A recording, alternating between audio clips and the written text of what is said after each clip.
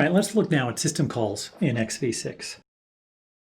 So as a reminder, the address space for xv6 is broken such that the bottom half of the address space from 0 to 7FFFF is all the user information. So that's the code, the data, the stack, the heap.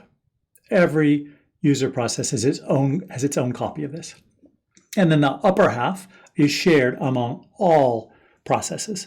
So it has the same mappings for the kernel, the data, the text, that is the code, the stack, any allocated memory, and so on. So everything is up there, including the trap handlers, right? So the interrupt descriptor table points to an area in here, as does the kernel stack.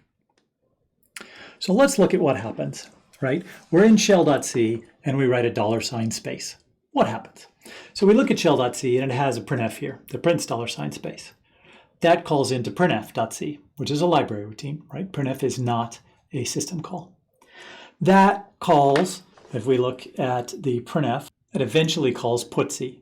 Putc actually does make a system call, but this is not a system call yet, right? This is not actually going into the kernel.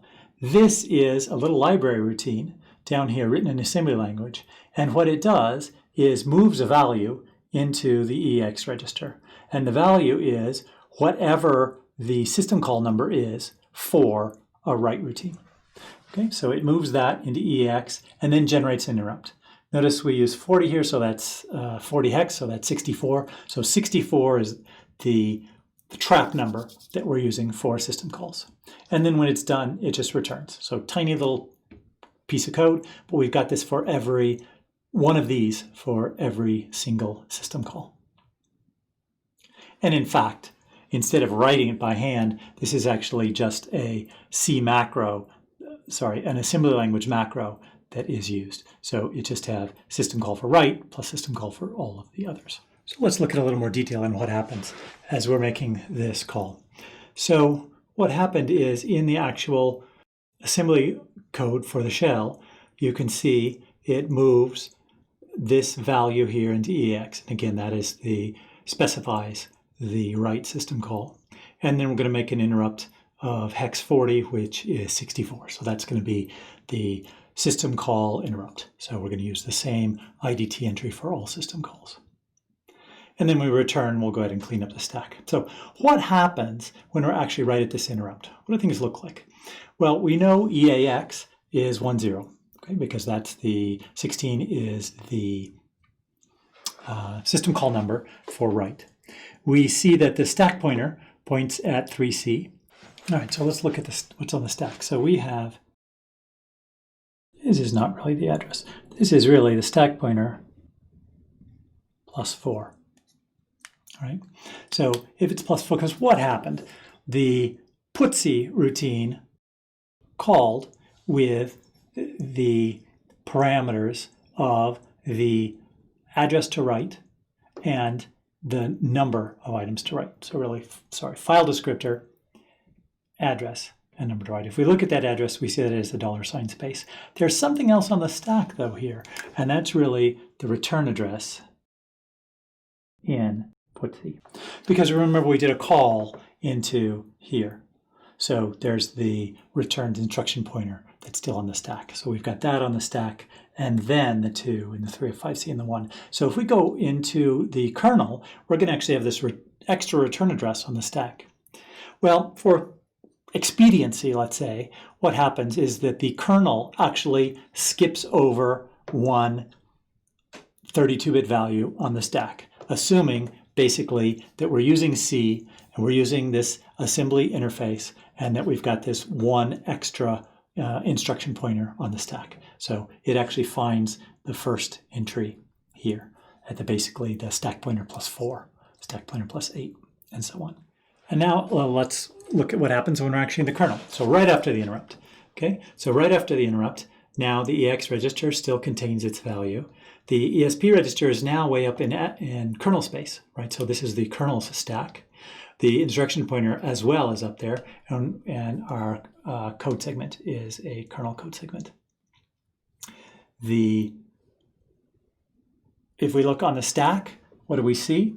we actually see, so if we look on the stack, what we're seeing is saved information from the interrupt call. Okay, so it's going to include saved EIP, saved flags, saved stack pointer, and so on. And then there's other code that's going to push other values onto the stack before we get into this all traps. So if we look at all traps, right, it's going to go ahead and push more registers and complete this trap frame on the stack. So the stack will contain a trap frame that is useful when we go into our C code. So as far as the C code is concerned, we just have a struct trap frame that contains a bunch of information. It so happens that this pointer to the trap frame is sitting on the stack. That's not really relevant to us. And then we go through and we figure out, well, what kind of a trap is this? And in particular, what we can see is the trap number equals syscall. So if it is, then what are we going to do? Well, we'll check and we'll see, has this procedure actually been killed? Like maybe some other procedure killed this procedure. Right? And the procedure, our procedure, is just coming into the kernel, and it's the first time it's been notified about this. So if it's actually been killed, we exit, and then we go ahead and set the trap frame of the procedure to this trap frame. Okay, so because we may not be immediately returning to this user process. So we'll save this, we'll do the system call, and then again, if it's killed, because maybe the system call had some sort of a failure and caused us to be killed, then we would wait as well. And then we'll go ahead and return from here. And that will go back in, clean up the stack, and then go ahead and do the interrupt return. If we look at the actual implementation, well, let's see what happens. So what we've got is an array of mappings from system call number to function pointer. System call number to function pointer. So what syscall does is just basically runs through to try and find the matching system call. If it can't find a system call, it prints out that error. Otherwise, it goes ahead and calls it.